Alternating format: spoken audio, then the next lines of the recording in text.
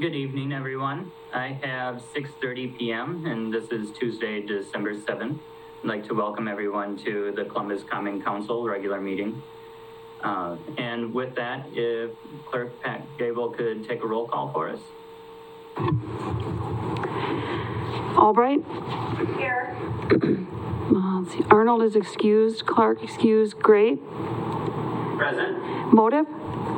Present. Reed? Here. Rolke? Present. Thank you. And now all those who are able, if you could stand and join us for the Pledge of Allegiance. I pledge allegiance to the flag of the United States of America and to the republic for which it stands, one nation, under God, indivisible, with liberty and justice for all. Thank you, everyone. And this meeting was properly noticed. So with that, I will take a motion to approve the agenda. Alder Rolke moves to approve the agenda. Alder Motive will second. I have a motion from Alder Rolke and a second from Alder Motive. All those in favor? Aye.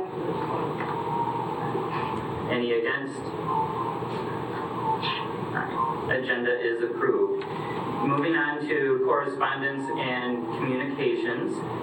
It's my understanding that we did not have anyone signed up tonight, but we do have some representatives here from Baker Tilly to give us a synopsis on the 2019 and 2020 city and sewer audit reports.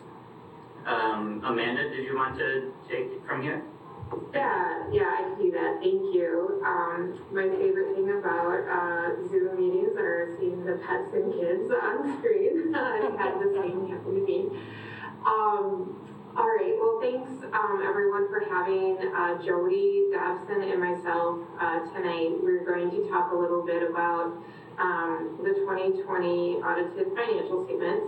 I guess my first question is, do you want me to share the highlights graphics that we're planning to talk through tonight on the screen, or what's your preference on that, or do you have them in front of you?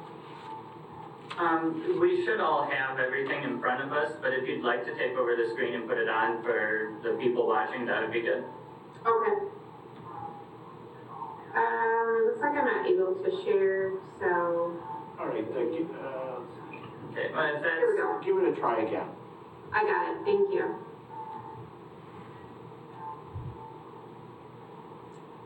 All right. Okay, can everyone see our cover page? Okay. All right. Can you make it a little bigger? Yep. Is that better? That's better, yeah, thank you. Okay. All right. Well, just a brief summary here. My name's Amanda Blumberg. I'm a director at Baker Tilly. Have worked on the city's audit for a number of years. Since I have started with Baker Tilly, actually, and so I'm going to talk a little bit about the specific financial information on the city side of things. And Jody Dobson is a partner in our energy and utilities group, and she's going to touch on some of the sewer utility specifics. So we're both here. We can answer questions if you have them, and go forward there. Now, if you received a copy of the financial statements, you'll know that they're pretty long. A lot of reporting complexities that governments are required to adhere to. So we try to break it down into something that's a little bit more understandable, and so what is the key information that you should know as a governing body? So the first thing that we're going to talk about is the general fund balance. So a few definitions here. The general fund is the main operating fund of the city. Most of the tax levy goes there.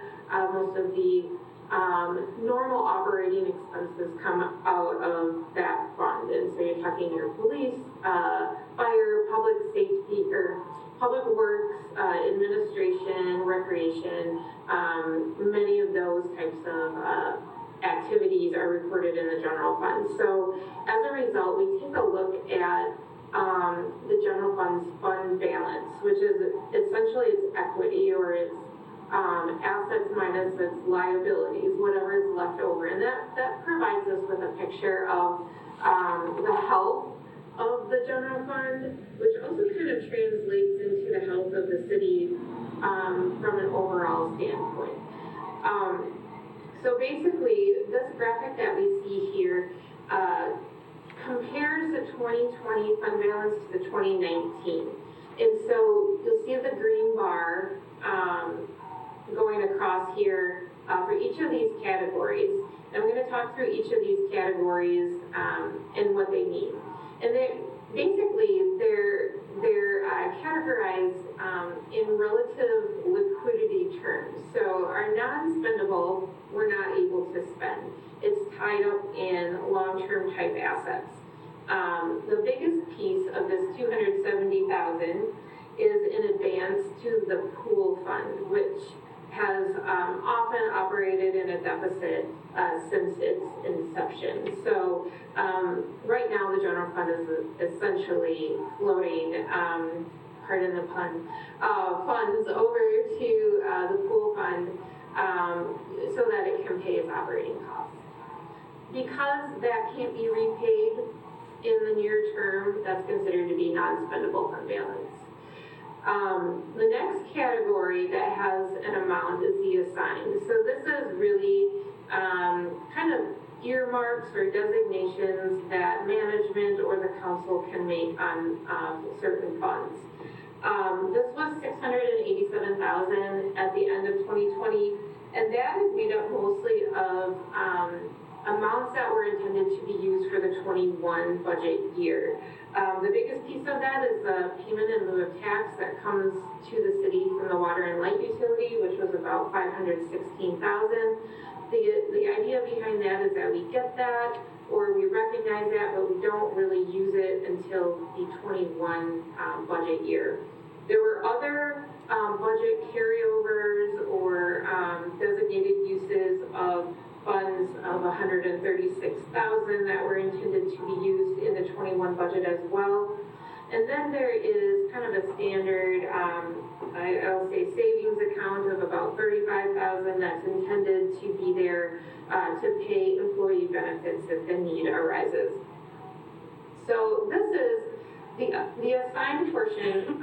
You have a lot of control over as to what goes in here, besides the payment in lieu of tax that will always be there. So that's a pretty big chunk. But then the rest of the reserves on hand will fall into this unassigned fund balance. And so these are the categories, the ones that are more under the control of the council. Those are, what we really focus on to show what's the health, what's the liquidity of that general fund. So when we roll all of these totals up, we get this total line, and you'll see that the total fund balance actually decreased about $103,000 since 2019. And that is summarized in this very small income statement. Essentially, we had $4 million in revenues, about $4.1 million in expenses, which led to a decrease in fund balance overall of $103,000.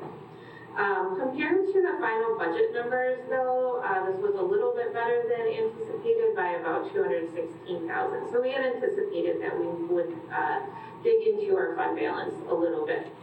Now, is that a good or bad thing?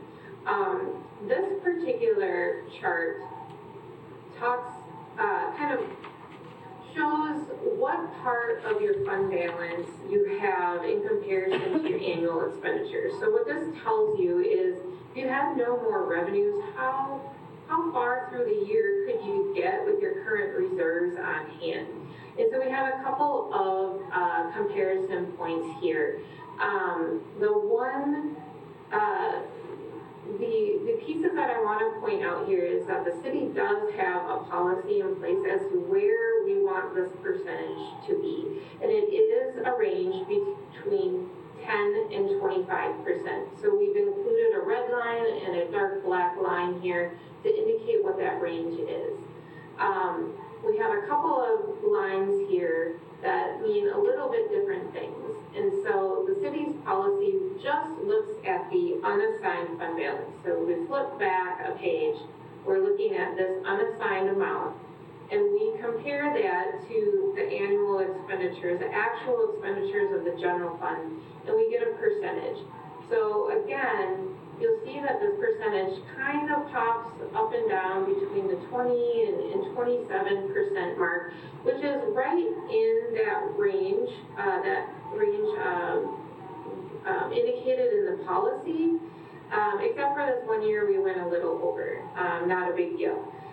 So anyway, this tells us that we're right, our fund balances are right where we want it to be according to the policy. Doesn't mean the policy can't change over time, but at this time, this is what was determined to be appropriate.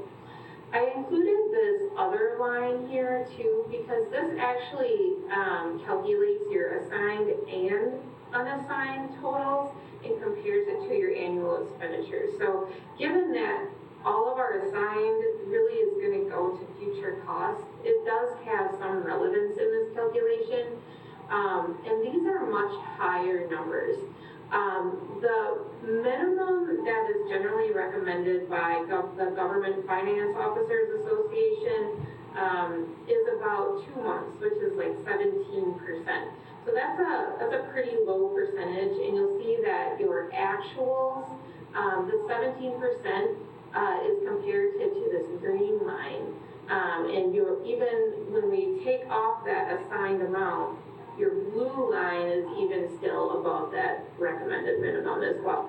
So what this tells us is that even though, our fund balance decreased a little bit compared to last year, our unassigned total actually is falling right in at the top of our acceptable range according to our policy.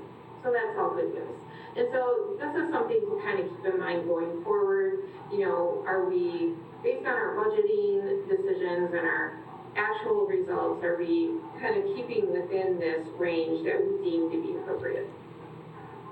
Does anyone have any questions on fund balance or the general fund overall?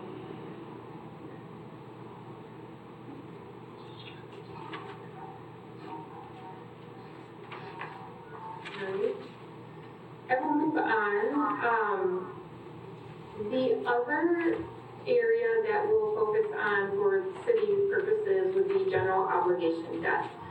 So again, some benchmarking information that we can take a look at here. General obligation debt is secured by the tax levy. So Wisconsin has a statute that allows a maximum of 5% of your equalized value to be issued in GO debt. So this gives us a few numbers to work with. So if you look at this chart over time, our equalized value goes up in most years. Therefore, our debt limit also goes up in most years. And you'll see what that's done over time. 18 million up to 23, and it did take a little dip in 2020. So that's what we could issue according to statutes in general obligation debt. However, again, the city has a policy that it doesn't want to issue more than 75% of that limit. So that's this lighter green line here. That's the city's limit. And then this darker green is the actual over the last 5 years. And so you'll see, again, we're well under that policy. Generally, even if we see this amount being under 50%, you're sitting really good. The actual percentage was 44% at the end of 2020. And so, again, under that 50%. The other thing to remember here too, and this is just a quick snapshot of the long-term obligations owed by the city. And Just a quick note, this does include water and light debt as well, because that's all under the reporting umbrella of the city's financial statements. And you'll see water and light also in the financial statement document. But really just focusing on the general obligation debt here, there's almost $10 million outstanding at the end of 2020. Most of that is related to the city, and I'll even go so much a little bit further and indicate that about 1.9 million of that, almost 2 million, is related to the TIF districts. So the TIFs are expected to pay back about 2 million of that outstanding debt. So that leaves only about 7.3, 7.4 million left that is really being paid by the tax levy. So again, that would even push this percentage down a little bit further if we took it, if we factored in the TIF piece of that. Another way to look at the debt situation is how much are we paying in principal and interest on an annual basis, and how does that compare to the rest of the expenditures in our governmental funds? And so again, this is taking utilities out of the picture here and focusing on what the tax levy is paying, or the tax increments in case of the TIFs.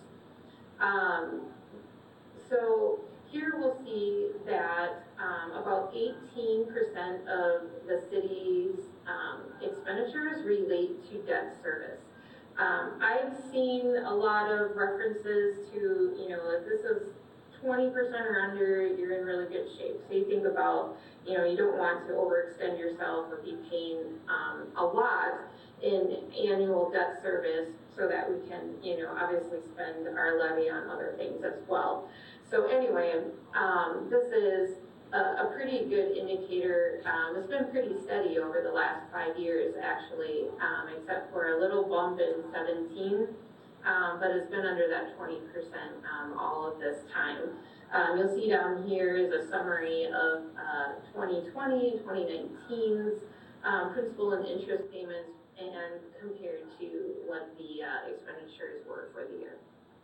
So again, pretty good indicators overall as it relates to both fund balance benchmarks as well as general obligation debt.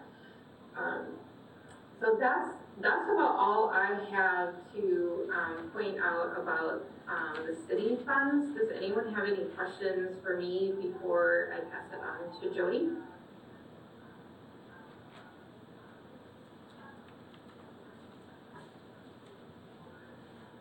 All right, I will let Jody talk about the sewer utility. Thank you very much, Amanda, and thank you everyone for having us here tonight. So for the sewer utility, I always like to start out with this graph that looks at a trend of, I won't say sales in a sewer utility, but volumes treated or the service that you're providing, because that drives so much of the financial results each year. So if we look here at the 2020 totals, which is also the purple column in each one, we can see relatively consistent. It looks like residential was up a little bit, and some of the other categories down a little bit, which if we think about what happened in 2020 actually makes a lot of sense. That our volume shifted there a little bit, but overall very comparable to 2019. So then as we start to look at the operating results from that, on the next page here, we can see that operating revenues increased just a little bit in 2020 over 2019 and have been really on a fairly steady line there, the top line. And then when we look at the operating expenses, the red line, there's been a little bit more fluctuation in those over the last 4 years. So 2019 had a little bit more operating costs, 2020 had a little bit less. But still, no huge swings over time. So then the green line is the net of the two, or the operating income. And there we see that there was a little bit of a decrease from 2018 to 19, and then kind of a plateau. And then what we like to do is compare that operating income to the debt service that the sewer utility has. So after you've paid your expenses, what's left for debt service? And there was a new debt issue issued in 2020, which increased the debt service a little bit and brought those two lines closer. So the good news is that the green line is still above the purple line, but as that margin is narrowing, it is important to monitor that moving forward. So as we look at the next page, similar to the city, the sewer utility has debt outstanding that finances a lot of its capital activity. What's a little different is that the sewer utility has used a significant amount of revenue bonds instead of general obligation bonds. And so with the revenue bonds, you've got an additional requirement because they're not backed by the security of taxing authority, but rather we've got a revenue stream through those treatment charges to be able to repay the debt. So they require that you have what's called a debt coverage factor. Basically meaning that your revenues are enough to make your expense payments, your operating expenses, and then cover 110% of your debt service, or a 1.1 time factor. When we look at the actual coverage for 2020, it was at 2.1. So, plenty there, and it's been well above the requirement for the last 4 years, but as we can see, there was a decrease there from 2018 to 2019 as well, with some of the changes in operations and then that increased debt. So again, in a stable position, but something to be monitoring very closely as to what is expected in the future.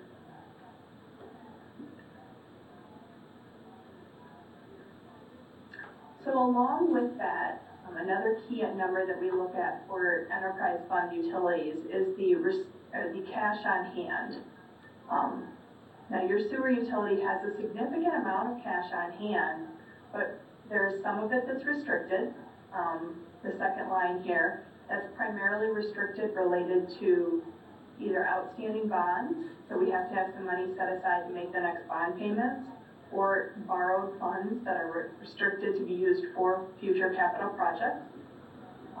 And then there's also a replacement fund that's restricted by the Wisconsin DNR to be used for mechanical replacements that's in there. And then you have quite a few designated funds where you've made decisions to put funds aside for future projects.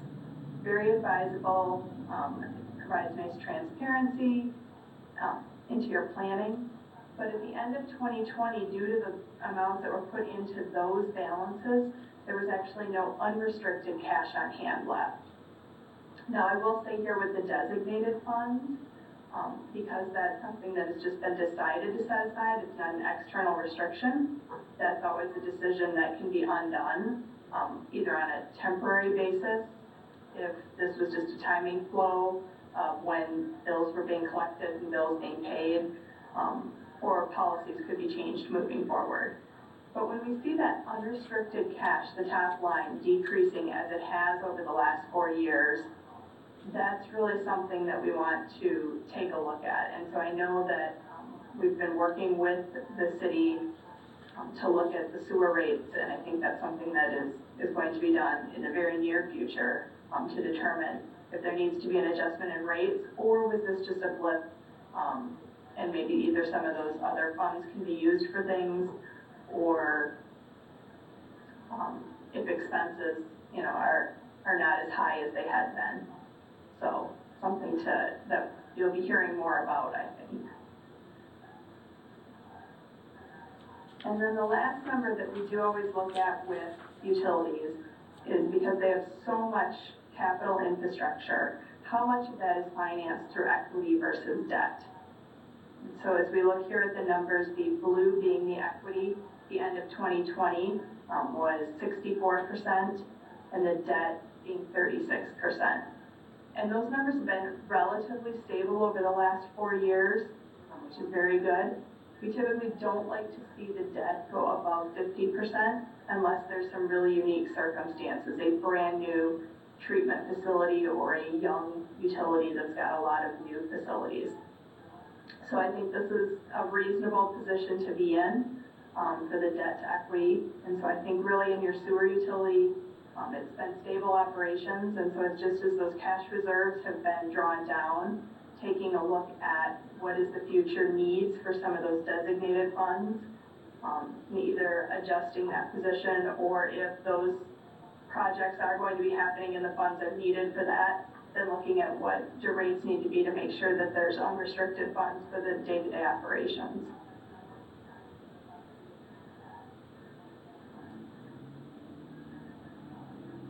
Are there any questions on the sewer utility?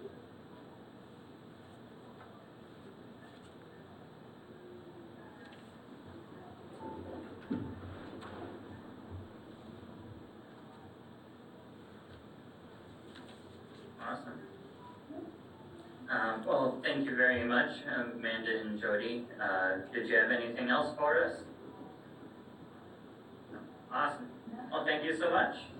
Did anyone have any questions or anything? Go ahead, Sarah. Sorry.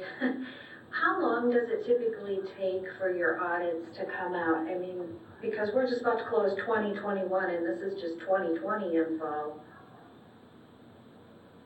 Yeah, I mean, typically we're looking at, we do field work in we do February. I think Jody, you're in the same month as well for sewer. And then we have to wrap in the water and light, so all of that takes some coordination. But most of the field work, I think, is done by the end of February for those three pieces. I know this last year was a little unusual in some turnover, and I think that resulted in many of the delays that we faced, to get information, to finish the audit, get our audit file completed, and then a draft of the financial statements available. So that definitely, this year was unusual. Otherwise, our goal is usually to get drafts out in the May timeframe, finals shortly thereafter, and then we're talking to you more in the June timeframe instead. Typically, we would have the kind of information like the sewer utilities, unrestricted funds being drained before we make budget decisions, because I think that would have affected some of our decisions. And then my other question to you is, can you please tell me why CWL is not included as a side as well? I mean, we have the sewer utility in here, but as an enterprise fund, shouldn't that be in there as well? So the information is included in the citywide financial statements. That CWL issues a separate financial statement, and that presentation is given to the commission. Okay. So that's something, if you wanted, we could include those highlights in future years. It just has not historically been presented at this time. Okay. All right. Thank you. Mm-hmm. Thank you. Did anyone else have any questions? Thank you very much, Amanda and Jody. Then moving on to our consent agenda. In your packets, you will find the minutes from the council and the committee of the whole meetings from 11:16 and 11:30, as well as operator license for 6 new operators that would expire on 6/30 of 23.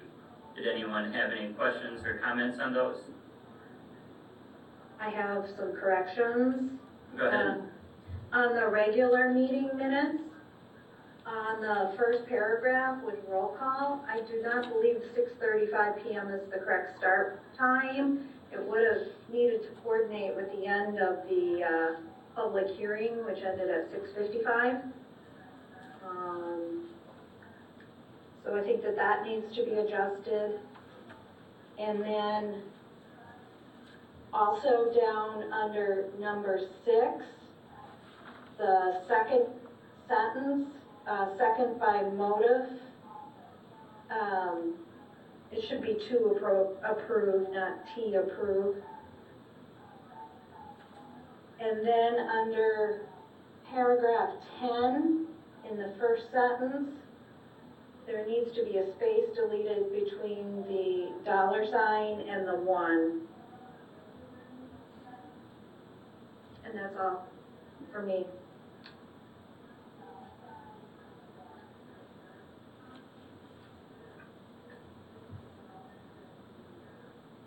you. Did anyone else have any questions, comments, concerns? All right, then in that case, I would take a motion to approve the consent agenda with the changes noted. Alder Motive will make a motion to approve the consent agenda with the corrections noted. Reed seconds. All right, I have a motion from Alder Motive and a second from Alder Reed. All those in favor? Aye. Aye. Aye.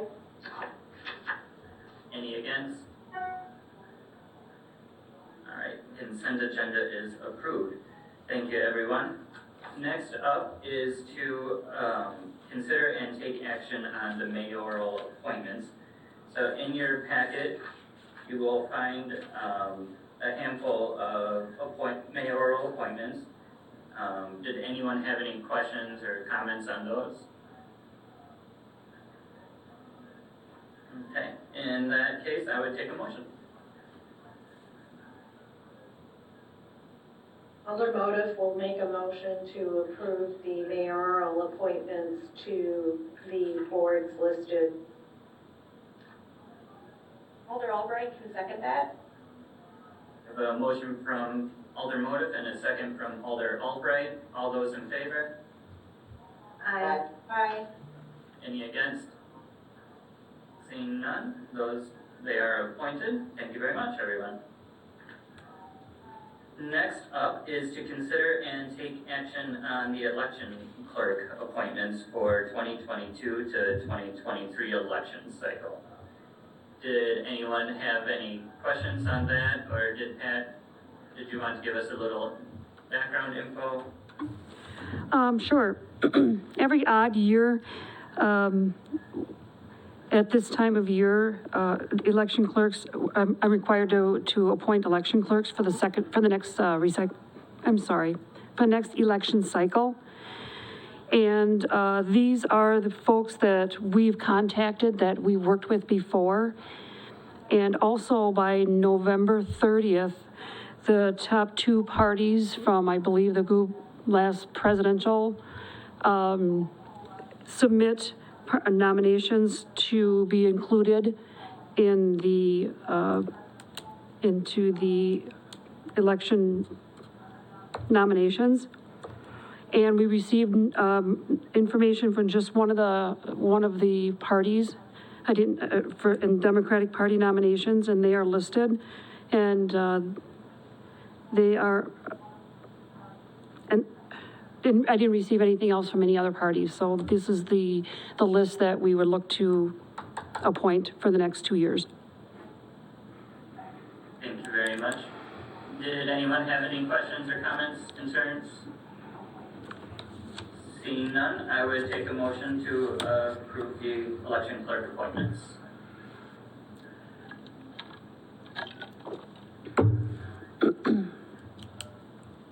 Alder Rolke will approve the election clerk appointments. Reed seconds. I have a motion from Alder Rolke and a second from Alder Reed to approve the election clerk appointments. All those in favor? Aye. Aye. Any against? Perfect. Election clerk appointments have been approved. Next up is to consider and take action on the updated open shelter rental forms. We went over these in the committee of the whole. Amy Jo was kind enough to update all of these for us. She is on if anyone has any questions. Did anyone have any questions or comments for these? Should be fairly straightforward, right? All right. Thank you. Right. Have a good night. Thank you, Amy Jo. You're welcome. Then I would take a motion to approve. Alder Motive will make a motion to approve the updated applications for open shelters. Alder Rolke will second. I have a motion from Alder Motive and a second from Alder Rolke. All those in favor? Aye. Aye. Perfect. You are making my job so easy tonight. Let's see here. Then next up is to consider and take action on claims in the amount of $375,562.95. Anybody have any questions, comments, or concerns on those? Good, because I probably could not field them. And then I will take a motion. Alder Motif will make a motion to approve the claims in the amount of $375,562.95. Alder Albright can second that. I have a motion from Alder Motif and a second from Alder Albright. Pat, could you please take a roll call for us? Motif, Aye. Reed, Aye. Rolke, Aye. Albright, Aye. motion carries. Perfect. Thank you, everyone. Next up is the report from city officers. Kyle, would you like to start? Sure, thank you. Just two quick things, tax bills, they've been created, and they're in the process of being mailed and delivered. And currently, property owners should be able to go and see their bill on the Columbia County website. And they can pay their bills at City Hall effective immediately and use any of the other non-contact methods as well. Also then a reminder of a listening session for the stormwater utility next Tuesday, December 14th at the Senior Center.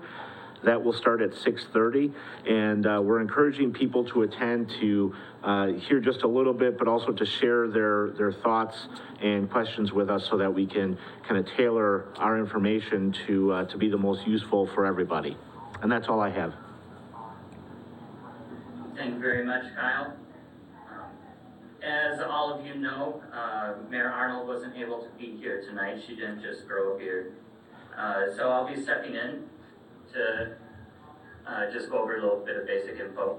I want to remind everyone that the 2022 nomination packets are available online or can be picked up in person at the city clerk's office.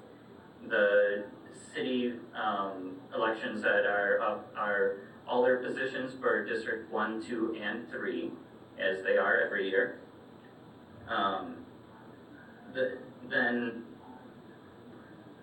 This past weekend we had our holiday parade that was put on by the Chamber of Commerce. I unfortunately was not able to attend, but I did hear that it went very well and was quite well attended. And then coming up, we have Sprinkles with Santa. That's December 11th at 8 a.m. at the Pavilion. All kids under 11 can attend for free. Adults are only $5 a ticket. And then we have the holiday train is virtual this year, unfortunately, due to COVID. But they will be streaming the concert on Facebook and YouTube, and that'll be December 18th at 7 p.m. And then coming up pretty soon is the kids' cookie decorating at the library annex. The spaces are limited, so make sure if you're interested to sign up online. And that is December 22nd at 3:30. But that is all that I have for us tonight. So if there's nothing else, I will take a motion to adjourn.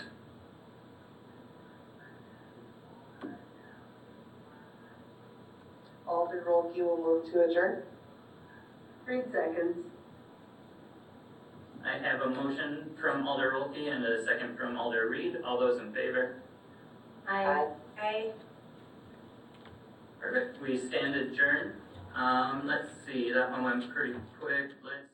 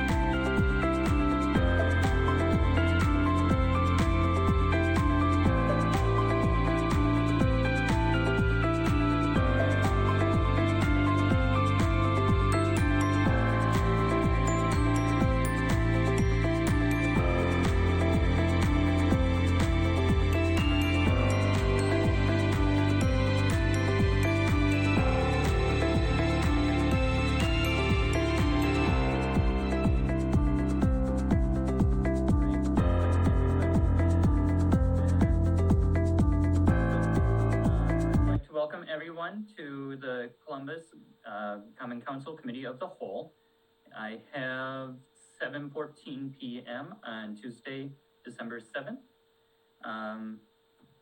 And with that, Pat, could you please take a roll call for us? Albright, Here.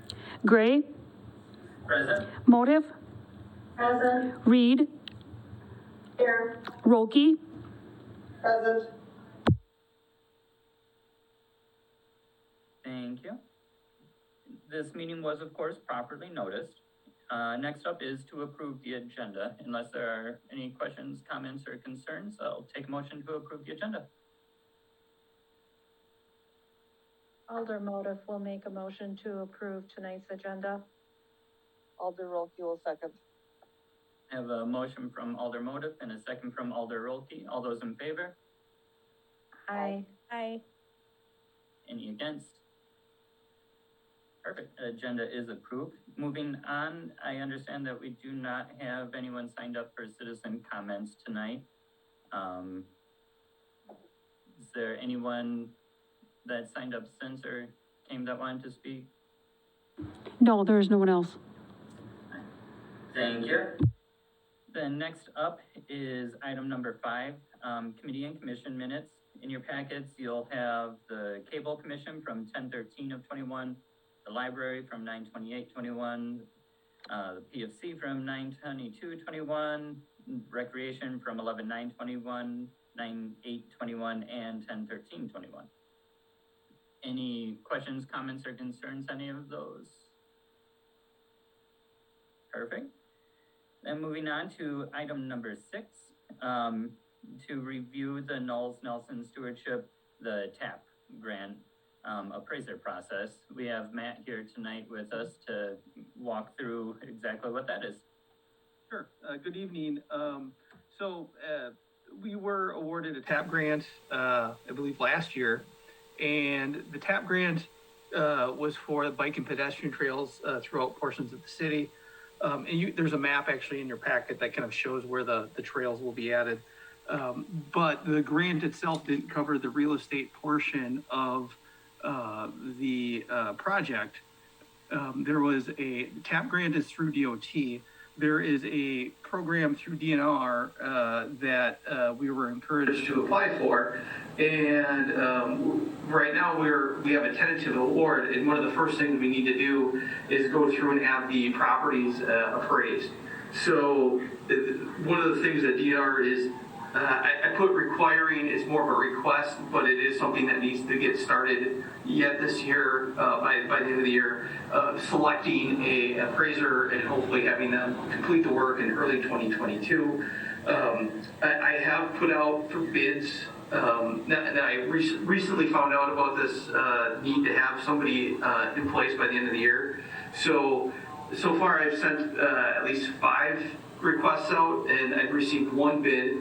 I'm hoping to have a detailed list of bids plus a recommendation at the meeting on 12/21. But right now I'm just making you aware of this and hopefully having this move forward for final approval at the next meeting. I would note that the narrative appraisal report that is required by DNR is more detailed than your standard real estate appraisal report. This is more along the lines of the type of appraisal you'll have to do when you do some sort of eminent domain process.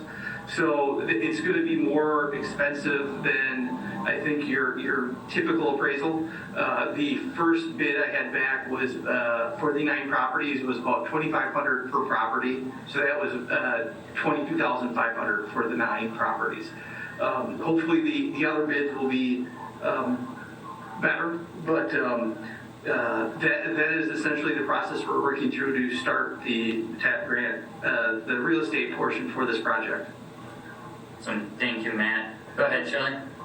Matt, could you say those dollar amounts again? I think you kind of caught out, and I wasn't sure if I understood you correctly. The dollar amounts for what the first bid was? Yeah. Yeah, so the first bid we got back was about $2,500 per property, and there's 9 properties that they're going to be doing an appraisal for. So the total was, it was right around, just over 22,500. I think it was closer to 23,000. Okay, I only heard the 9,000, and I'm like, well, that didn't sound right, so. Okay. No, so that's where it's at. Hopefully the other appraisals, once we get the other bids, they'll come back more favorable, but that's the ballpark we're in, so. Thank you very much. Yep. Anyone else have any questions? Everyone understand where we're at with this? Okay, perfect. Hopefully we get some more before then, but for now, is everyone comfortable moving this forward to the next regular meeting so it can be approved? Yes. Perfect. Thank you so much, and thank you, Matt. Yep. Next up is to review the Class B liquor and fermented malt beverage license for Tea Time LLC. Helen is online if we have any questions for her. It is a pretty straightforward routine thing, but if anybody had any questions, comments, concerns. Seeing none, is everyone comfortable moving this forward to the next regular meeting for approval? Awesome. Thank you so much, and thank you, Helen. I think everybody is very excited to be able to frequent your establishment very soon. Thank you, guys. Have a good night. Thank you. Bye-bye. And next up is to review the ordinance to repeal and recreate section 34-1, establishing the alderman districts for the city of Columbus. We went over this in the committee of the whole. Pat explained it to us before. It's just going into census blocks instead of the way that it was by address and stuff before. Pat does have a lot of knowledge on this if anyone has any questions.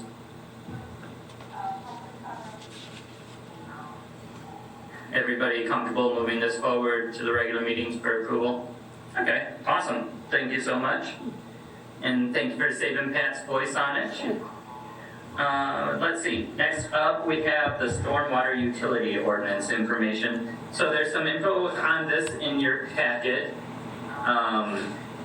And Kyle can give us an overview of this. Yes, thank you. And also, I'd like to mention that we've been meeting Alder Motif and Alder Albright. Jason Letha, the city engineer, and myself have been continuing to meet to kind of keep everything moving. And what you have in the packet is the draft ordinance, the most current version. It's about 10 pages. Some of it is a little bit dry, but it does really lay out kind of start to finish how it would operate right now. So I think it's important if there's any comments or questions or concerns tonight that we talk about them. And Jason may have some more information too, or some observations. I think the important things that we've talked about all through establishing a stormwater utility, about being able to collect funds and segregate them and protect them from other uses and use them only for stormwater improvements. All of that is contained in the ordinance currently. And then there's also a draft of an information flyer that really kind of succinctly lays out the argument for or the need for a stormwater utility, and again, how it would work. Some of the interesting information in that, it's nearly complete, but looking at the communities in Wisconsin that, some of the communities in Wisconsin that have a stormwater utility, but also at the very bottom of the back of the page, if you look at how property taxes are collected and how the residential customers make up about 2/3 of all our property tax collections. But when you look at stormwater generation, the residences are just over 1/3. And the non-residential, your commercial industrial, are generating nearly half of the stormwater. And then tax exempt properties are generating a substantial amount of stormwater too, and not contributing to the cost of actually managing that. So that's all I was going to point out at this point, unless there's questions. But I'm not sure, Jason, if you had any other questions or comments you wanted to make. Yeah, thanks, Kyle. Let me throw the video on here quick. Thanks, Kyle. Appreciate everybody taking a look at this tonight. As Kyle had mentioned, I know there's been some good work with the kind of subgroup here. We've kind of covered a lot of ground. I feel like we got some information compiled here. primarily with the ordinance. I know you guys have seen this before, but just to kind of hit the highlights, we have made a couple tweaks to the definitions, just to make sure that we are including clarification on information in the ordinance. Those are mostly referenced to state statute definitions. The other thing that we did have some minor revisions on are just a little bit of the wording on the rate charges and how we calculate those. We felt that we just needed to be a little clearer and clean some of that up. Not much of any substance there. And then obviously when we get into the customer classifications on how we're charging our ERUs for standard residential units and how that is being applied to multifamily. So we did clean up a little bit there. Again, we didn't change the intent of what the original ordinance draft was that you had seen, but just trying to tidy that up a little bit and looking for any vagueness that we can clear up. Outside of that, again, we've talked about two pieces. We've talked about a credit policy. We do have that in here as that we would have that as a separate policy, so we don't want to make that part of the ordinance. The policy would be standalone, and then the ordinance would refer to the policy. That allows us to update that from time to time without actually changing the adopted ordinance. So we do have that, or that will be forthcoming, but that's just kind of a work in progress. So we wanted to get the ordinance right, and then we'll include the policy a little later. That's for the credit. And then there is an appeals process. We've talked about that in past meetings, and I think we've gotten to the point where we're pretty confident what we have in here is our starting point that we'd like to have. So I think with the ordinances, this is starting to solidify a little bit. Our goal was to have this kind of wrapped up at the end of the month, so we would have some clear direction on people that wanted to see this. Obviously, we'd take it to the council for some type of action. And as we have these listening sessions, we want to make as much of this information as available to people so they understand this. And this is just kind of the first part of that. And so like Kyle said, same with the draft information flyer. We did pull together something that we plan on making available online. Hopefully we can have hard copies available that we can make available at different locations. And so there is a fair amount of effort to make sure that we're getting information out there. And then, as Kyle had mentioned earlier, the listening session, we do have a short presentation at the beginning of that. And our hope is that we have residents there that are going to provide information back to us, so we know areas that we need to gather more information on or provide more detail on, just to clarify. We do have the rate structure started. That's not in your packet tonight. I don't believe it was. I didn't see it. The rate structure right now is based off of the one residential equivalent unit. And there obviously is some calculations that we're starting to get become transparent now that we're getting all of the information in for the impervious areas that are non-residential. So we should have a lot better idea of what those total funds are. I think right now, just as a loose range, we're somewhere between $200,000 and $250,000 of annual revenue at this rate where we've been talking about, which is the $5 per month for residential properties. And then obviously multiple equivalents of that for commercial properties. So just right now, it's still becoming more clear as we're getting the final numbers in, but that's about the range where we're thinking right now. We do understand that there's going to be some credits that people are going to apply for, and we're going to have to apply those to the final rate schedule as those come in. But that's kind of the neck of the woods where we think right now that number is going to be. And so we'll have more information on that as well as we get into the listening session as well. So I guess stay tuned. I know Sarah's been great with organizing and getting information pulled together on this. So there's a lot more detail. I think there's some meeting minutes from some of our meetings that are available as well. And I think we're definitely on track. But one other thing that we had talked about that we want to get out soon is a press release. So we want to make sure that we get this in the newspaper as well, just about what the utility is, what the goal of the city is, and kind of how it will operate. So we just want to get an announcement out there. We know people watch this. We know there's people online, but we also want to try and hit that avenue as well. We have talked about engaging some of the citizen groups and some of the businesses around town. We know that several of those supported our stormwater grants in the past to improve stormwater conditions in the city. So our goal is to try and engage and get people supporting of that to help with the overall referendum. So it's kind of where we're at right now. I think it's a work in progress, but if anybody has any questions about the information in the packet, I'm not so sure I can answer all of those, but I know the group that's been working together, somewhere somebody's got the answers. Thank you so much. As far as moving the ordinance forward and things of that nature for council approval, when do we need to do that, or what kind of timeline are we looking at for that? I'd like to move it forward to the next meeting if we can, to have the council approve it. Is that correct, Kyle? Yes, that is a time frame, depending on if you take 2 regular meetings for 2 readings of the ordinance. But it could definitely be ready for the next meeting unless there's any major comments or concerns that come up. And we could always waive the first reading if we wanted to make it more expedient. Thank you. Yeah, I mean, this is awesome. I'm so appreciative to everyone who's been working really hard on this.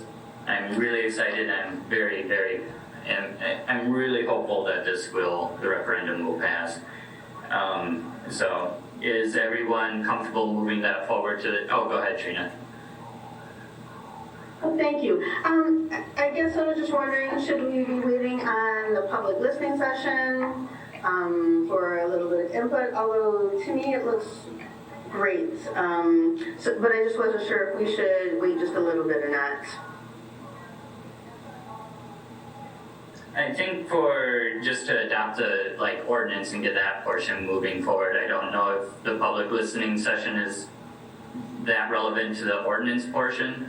I think that's more relevant to everything else that is to come. The ordinance is more, lawyer talk for things behind the scenes of how it's going to operate. I think everything else is much more important of the public listening. If that makes sense. Yes. Everyone's okay with moving this to our next meeting to get that moving forward? Okay, perfect. Thank you so much, and thank you, Jason and Kyle, and Alder Motive and Alder Albright for working so hard on this. So then, next up, we have item number 10, to discuss establishing an ethics committee. This was first brought up by Alder Motive, so I don't know if you had something that you wanted to add, or? Nothing major. I just wanted to say that currently we don't have a strong code of conduct or an outlet for systematic and deliberate approaches to addressing ethical issues. And by forming an ethics committee, we're going to be able to put a more systematic approach to ethics issues. We are really blessed right now with the council that we have. We've had very little ethical issues, but who's to say that's not going to happen in the future? And I think the city needs to protect itself by forming an ethics committee. An ethics committee will also help set the tone and the drive towards good governance and integrity within the city.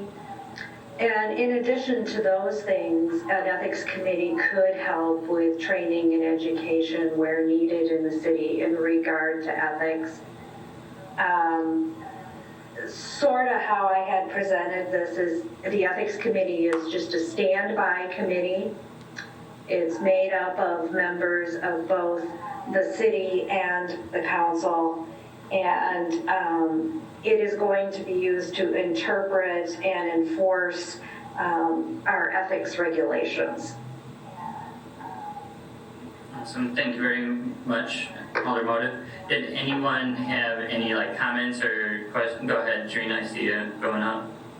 Well, thank you. It's not even a good question. It's more or less just wondering, what are some examples of the types of things ethics committee would be making reviews of? I glanced on the state website on ethics committees and I still didn't quite understand what it covered.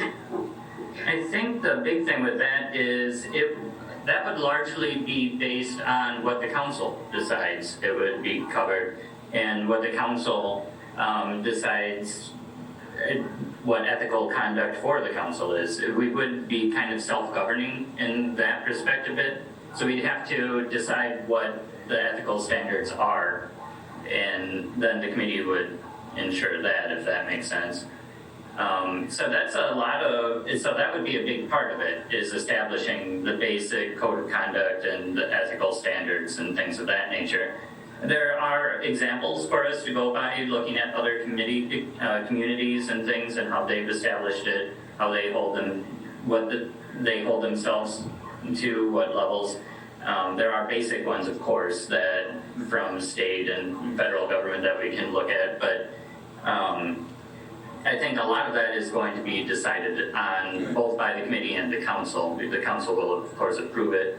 I think, in my mind, there's a couple directions to go here if we decide to do this, is either establishing a committee and then the committee establishing a code of conduct and things, or perhaps working on a code of conduct, bringing that forward to council to approve, and then establishing a committee.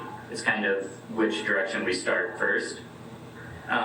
And I think that also depends on what type of committee we have. I've seen a couple different things, like Alder Motive mentioned, is having it made up of citizens and alders.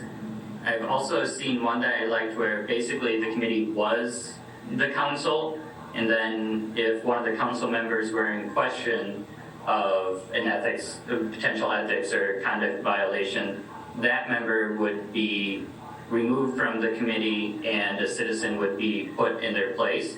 So we kind of have a list of citizens on standby to step in, inform the committee when needed, if that makes sense.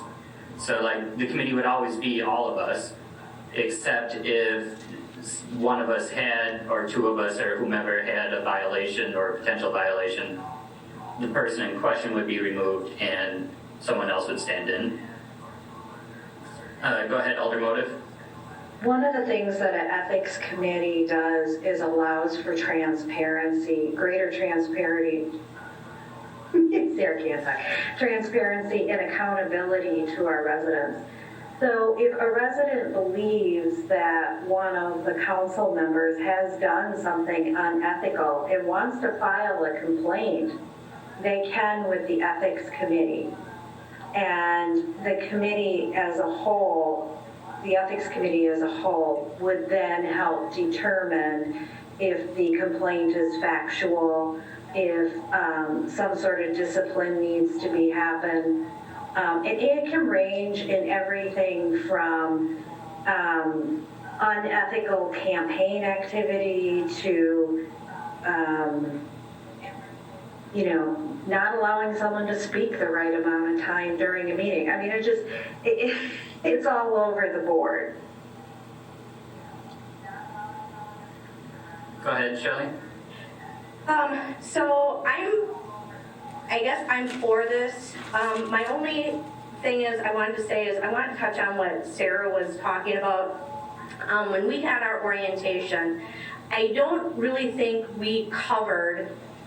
think the orientation really covered any kind of ethical and or behavior expectations. And I think that if we're going to do this, I think a training on it and, a training on expectations would be very helpful to kind of to set the tone in the beginning and go from there. And I actually, if we did this, I like the people and the council, because actually essentially our bosses are the people. So I think they should participate or be whatever part of the process. Thank you, Alder Albright. And that is kind of the point behind forming something like this, is that we don't really have a lot of standards right now or a code of conduct, and that's part of the reason why you weren't trained or taught that, is it doesn't really, there isn't a lot for us to go on.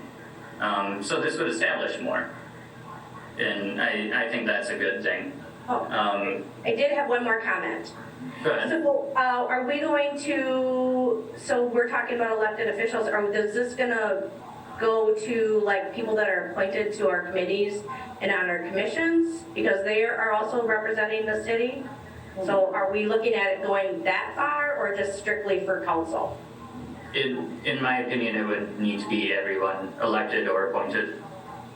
I agree, and that's why I brought it up. I agree because, you know, they serve on the pleasure of the mayor, and you know, depending on who she appoints or whatever, is a reflection on her if something happens. I guess would be one way to look at it. Yeah, but every elected or appointed official, I would say. And I mean, everything like that would be things that we do.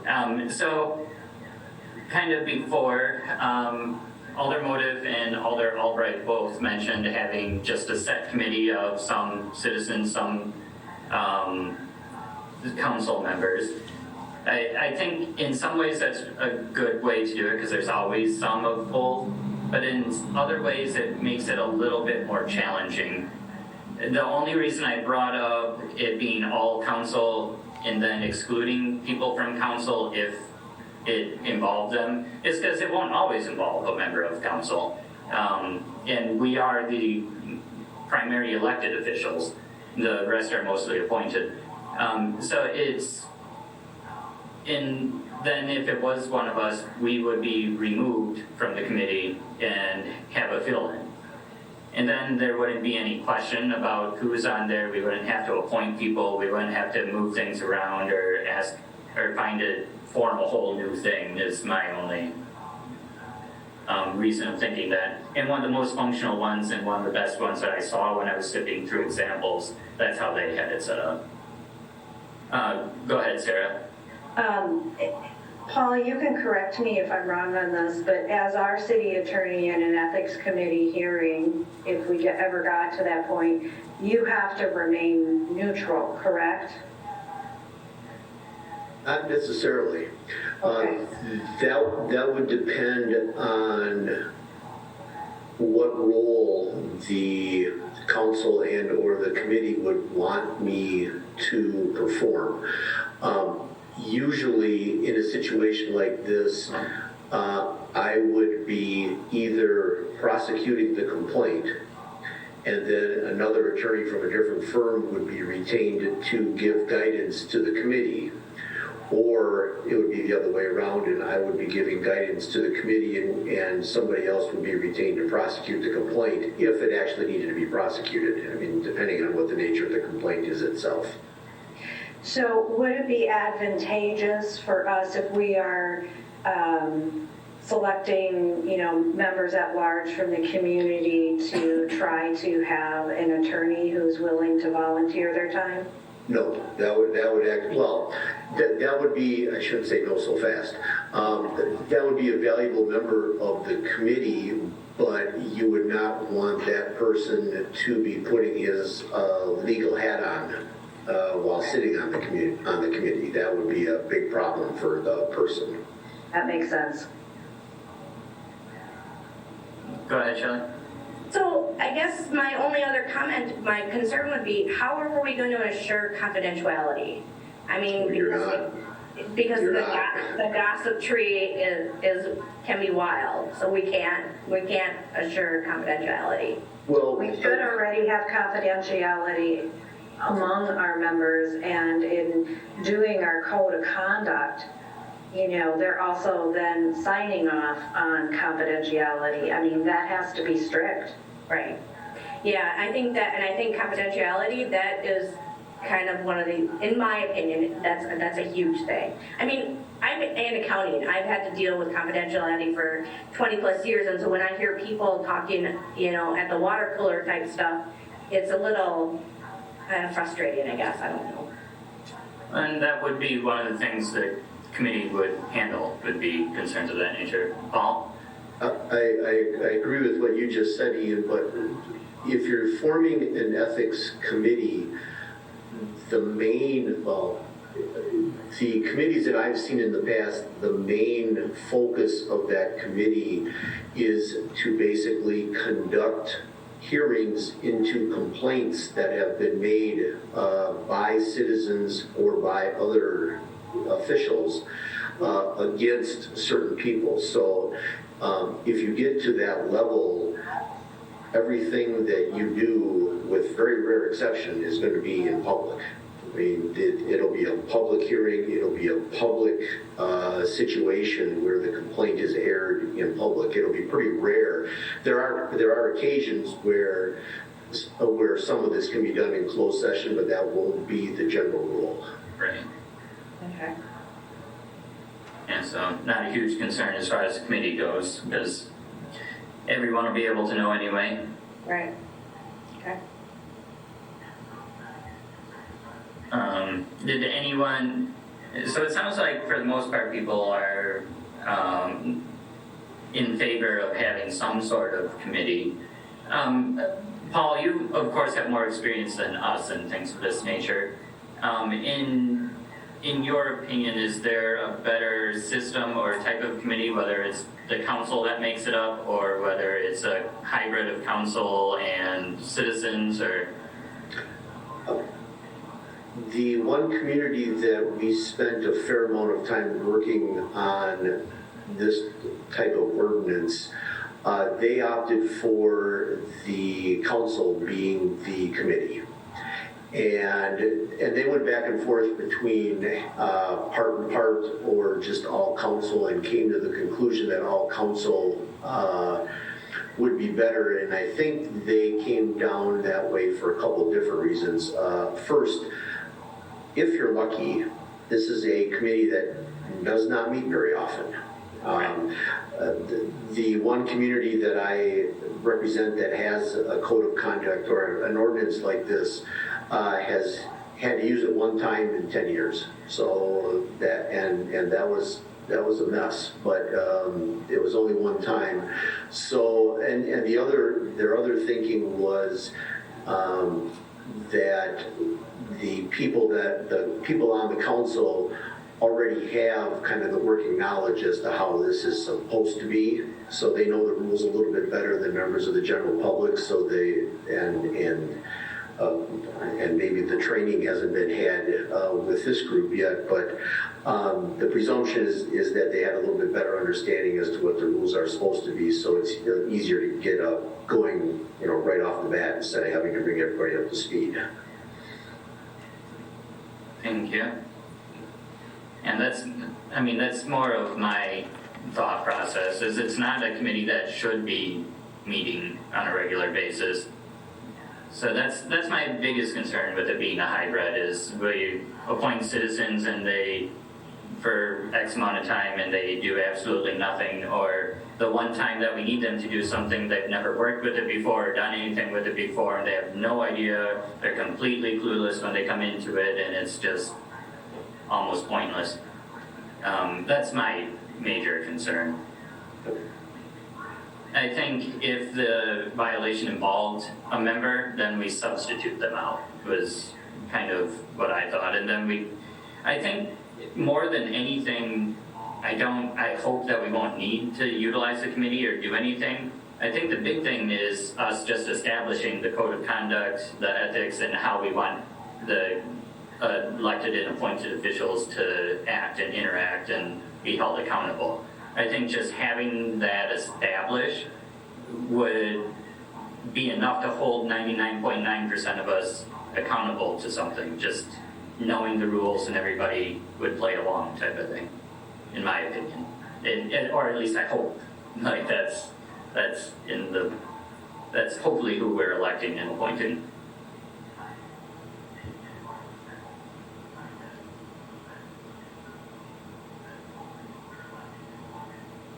Anybody have? Oh, go ahead, Paul.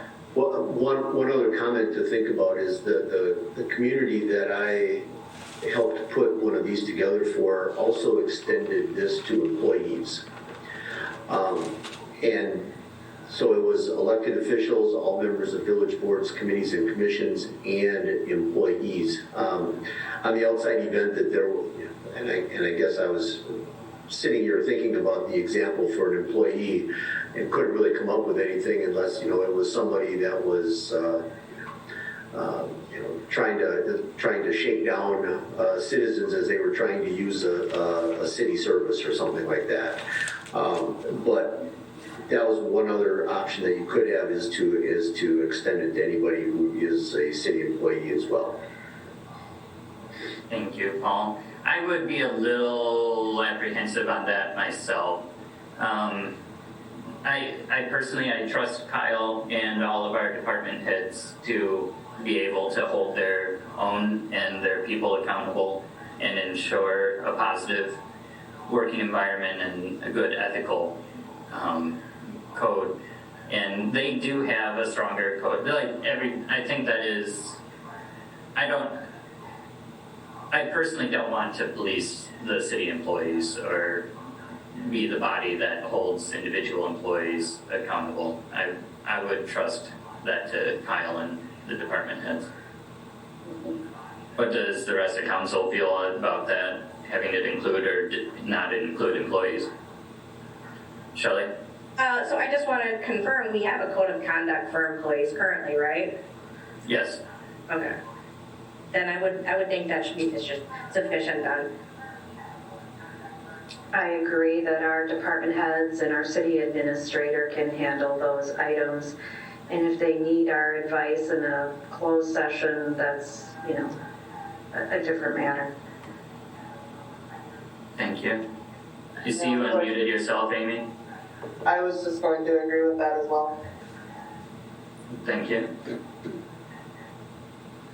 Okay, so it sounds like everybody's fairly well in agreement that we need to do some sort of ethics committee and formulate some sort of ordinance for standard act, ethical acts and code of conduct, that sort of thing.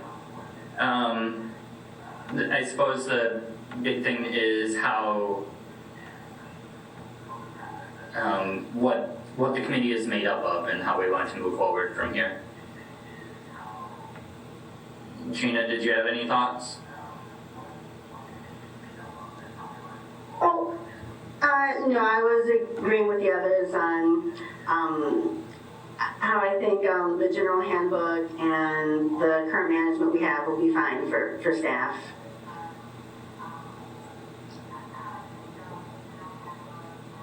Paul, you have a draft ordinance you could show us? I have an ordinance from a different community that is on the books right now that I could revise to fit what you are talking about tonight. That would be a jumping off point. And so I can either just give you that, or I could go look back through some other examples and try to piece one together with the several different options. I guess I'm not sure which you would prefer at this point. Well, am I hearing, Ian, I don't know what you're hearing, but I'm hearing kind of an agreement that it should be the council. That's what I heard. Nodding heads. What do you think, Shelley? Yeah, definitely. Yeah, I don't know, I have a hard time forming a committee that would hopefully never be called upon with citizens. So what else would you need, Paul? Well, why don't we do this? For the next committee of the whole, I will take the one that I have, put it into Columbus format, make a few changes that you discussed tonight, and see where that takes us. And then you can kind of see what the framework is, and if we need to expound on it from there, we can. Perfect. Awesome. I appreciate that so much, Paul. That'll be really, really helpful for us. Okay. Any other direction or anything that you want from us ahead of time, Paul? No, I think I've got a pretty good start. And just for your own observation and maybe review, the ordinance that I'll be giving you incorporates the state statute, which is 19.59. So that forms your local ethics code at the state level, and right. Then after that, the city can do what it likes after that. But so that's kind of where the whole thing starts. Awesome, that makes sense. Any other questions or comments or anything that you would strongly like to see included or something for Paul before we move on? Okay, perfect. I think there will be a lot more discussion once we have a little bit more to go on for it. So that's awesome, and Paul will be a huge help in that. I appreciate it. Then we will move that to our next committee of the whole again. We'll have that on the agenda for our next meeting again. Next up is to review the summary of the organizational study. Kyle, if you'd like to. Yes, thank you. So I did include all 16 recommendations in a summary format in the agenda memo. I'm going to touch on a few of them. I think the goal tonight is really to highlight some of the work that's already in progress or we have a plan to make progress on already. And I think the looking for the committee of the whole, if they see anything in here that they really want to be a priority for staff or to see sort of future agenda items born from this agenda item, this is a good jumping off point, I think, to create a couple more areas of focus to see what improvements we can make. So just to touch on a couple of them, on the first page of the memo, the capital improvement planning and street maintenance planning. We've already been working on developing some capital equipment plans. We're looking to have those rolled out sort of in the mid-spring time, April of next year. Also related to that, the street maintenance plan and getting a real 10-year 5 or 10 year plan for roads and which roads should be the priority, kind of incorporating what's underneath the road as well as the surface, and so that we're coordinating our activities with water and light. It's been done a little bit in the past, but I think this is sort of a renewed effort to make sure we're on the same page, and we've had some preliminary meetings already earlier this year with water and light to sort of select some of the high priority candidates moving forward. So on the next page, we talk about the recalibration of responsibility and the public works priorities and even the team building.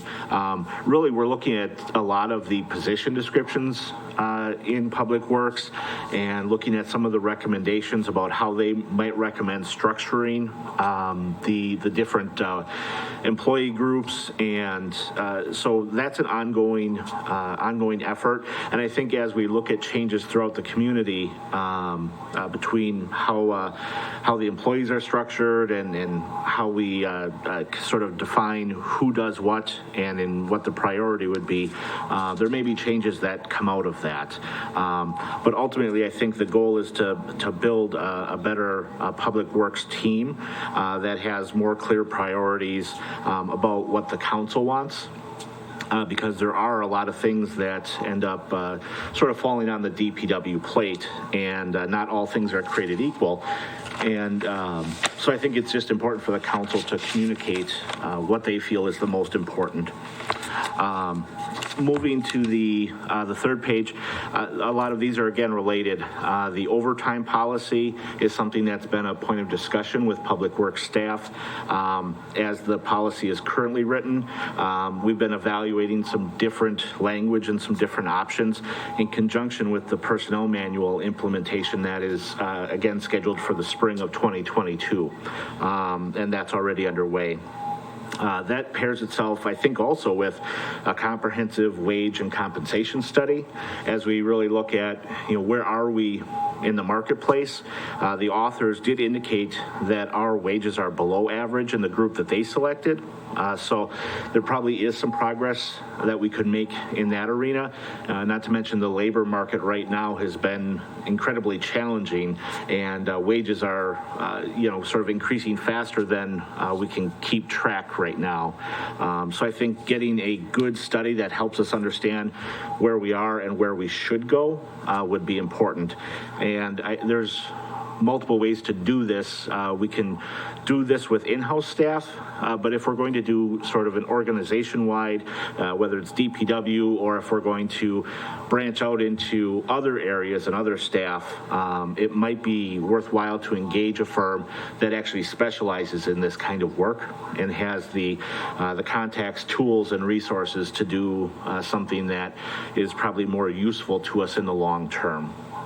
And then finally, I think one of the areas that they recommended that makes a lot of sense, similar to talking about the roadway maintenance and how water and light and the city need to be working together, they identified partnerships with Columbus Water and Electric Utility as an area where there could be some potential improvements there as they look at the sharing of equipment. There could be efficiencies, just as we look at all the resources that go together with both organizations, that there could be a lot of crossover that we could both benefit from. So those were, I think, some of the highlights, and interested to know if the council has any direction or any other initiatives that they'd like to see staff begin working on. Thank you, Kyle. I'm sure we have some thoughts and comments. Who wants to start? Go ahead, Sarah.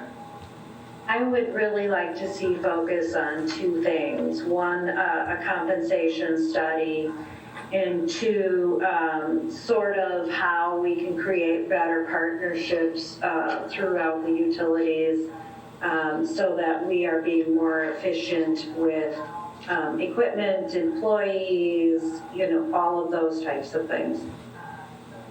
Thank you, Sarah. I agree. I think the thing that I would want to add into that would be the recalibration of responsibilities.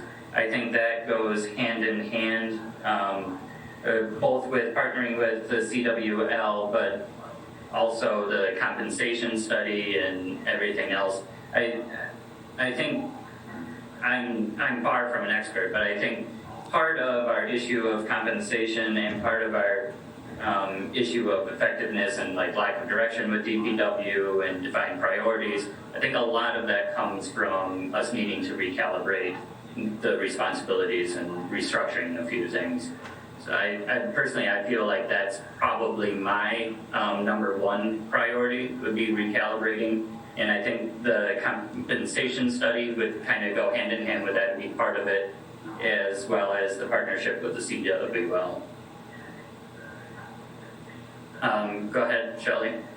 So I completely agree. I think you guys are calling like a reorganization or I can't say that tonight, apparently. Anyways, I think that definitely job responsibilities need to be looked at and then determined on what level they're really at. We've talked about this before. Is somebody's title more extensive than what they actually do? And then the other thing that I think is important is I think training is important.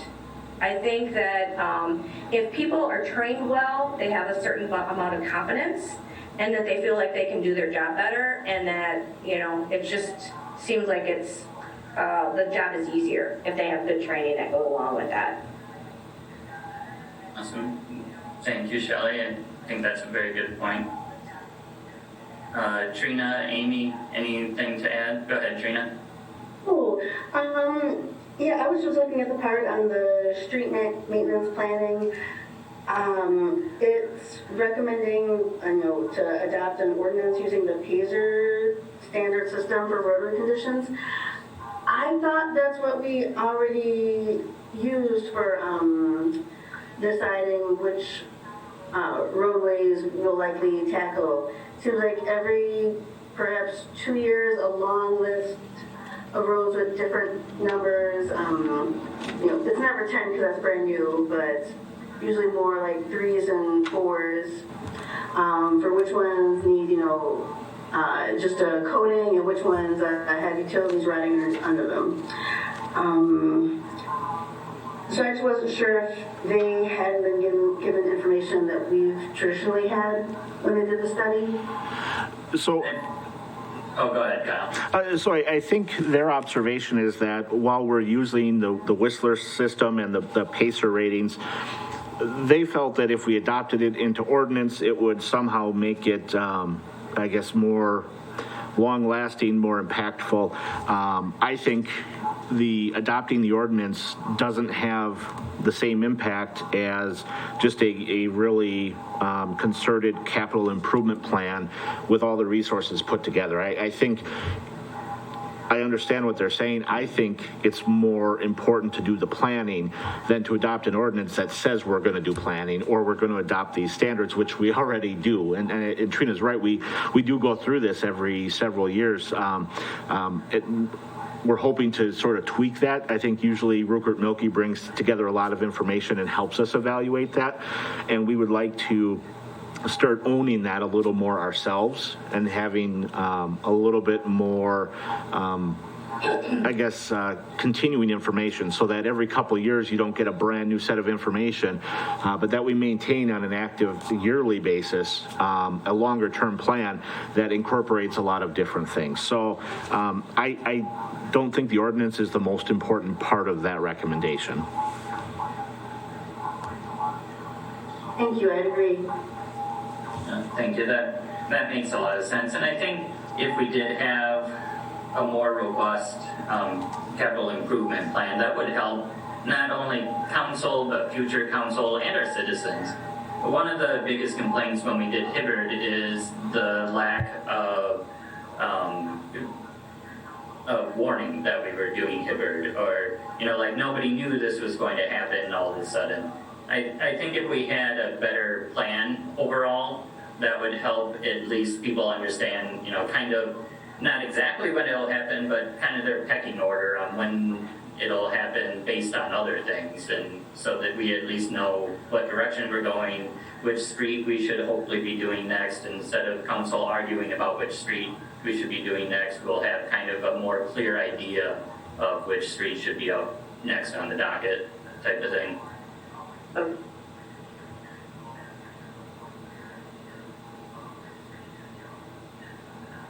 See, anybody else? Amy, did you have anything? I know this is a little bit new to you, but any thoughts? No, I think I pretty much agree. It would be nice to get more direction on the priorities for public works as well, but overall I would have to agree. Thank you. Kyle, what would you like from us? Is that a good enough amount of direction for now, or is there anything you want clarified or more that you'd like from us for now? Well, I think that's a good starting list. I just want to confirm, is the council's expectation that we start working on these issues, and while some of them might be more behind the scenes right now, that if there's others that require more council discussion or changes in whether it's policies or ordinances, should those be coming back to the council now, or should we be waiting for a future time to start making more official progress? I guess I'm just wondering if this is supposed to be mostly staff behind the scenes, or a combination of staff behind the scenes and pushing issues to council to start making any changes. I think probably a little bit of column A and a little bit of column B. Yeah. I think a lot of it, I think one of the things that I would personally like to see, my personal priority would be the recalibration / restructuring of organizations and a comprehensive wage study. I think we could do those together. I think we need to find a firm to kind of look at different ways that we could recalibrate, as well as do a wage study in conjunction with that. I think that would be an ideal starting point for me, that's what I would like to see. I know Trina has an opinion on that. Go ahead, Trina. Oh, thank you. My first priority would be on training. I'm wondering what our in-house options are versus what companies could be brought in to train individuals on proper use of the equipment, expectations, little bits of information on maintenance. It's such a basic but important thing, and I'd really like to make sure we have that going for our, newer hirees. I agree, training is definitely, it should be a priority. I would like to see that going. I think that's more of one of those behind the scenes things, so more than it coming back to council. Just knowing that we would like to make sure everyone is well trained and kept up with. I think that also kind of goes along with the recalibration, because we kind of need to be able to define the roles properly before we can train for the roles properly, if that makes sense. It does in my head. I don't know if that's logical to everyone else.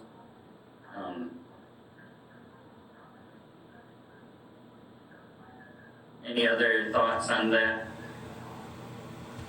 Go ahead, Shelley. So since there's going to be some lead time with the study done for wages and reorganization or whatever, I think that is probably a good place to start. I agree.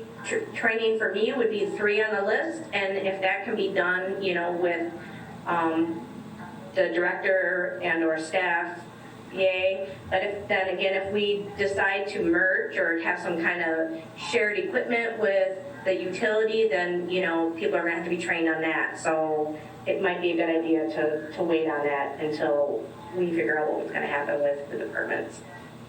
Right, that's kind of my thought, especially if we're working more with the CWL and sharing equipment more, then we'll need more training to cross-train people and make sure that people understand different roles and different equipment. But we don't know if they need that training until that recalibration or things happen. I think this is an excellent opportunity for the city to invest in its future as well and provide greater efficiency for the taxpayers.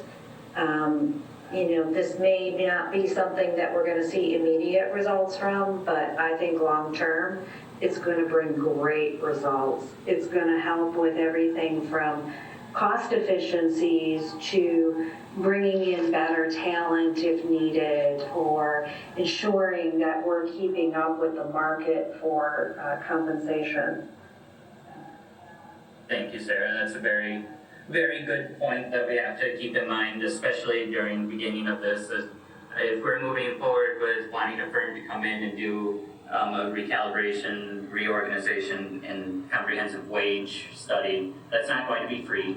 That is going to cost us money. I think it is important to keep in mind that this should save money in the long run. It is more of an investment in our future than spending, in my opinion, as well. Thank you. Anybody else, or what do you think that's a good amount of direction for now, Kyle? Yes, I think so. Thank you. I think Amy had her hand up. Oh, sorry. No, actually, I didn't, sorry. Oh, sorry. Okay. Well, perfect.